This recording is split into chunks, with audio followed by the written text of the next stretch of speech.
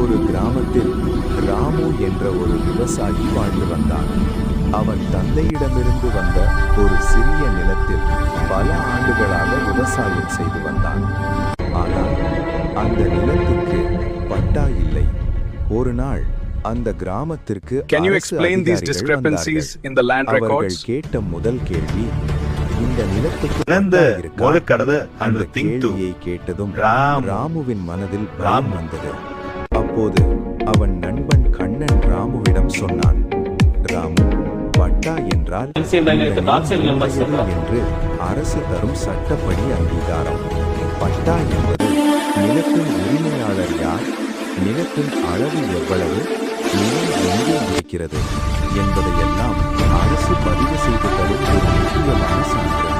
அதை கேட்ட ராமு தாசில்தார் அலுவலகம் போய் பட்டாவுக்கு விண்ணப்பம் செய்தார். சில நாட்களுக்கு பிறகு மகிழ்ச்சியுடன் ராமுவுக்கு பட்டா கிடைத்தது.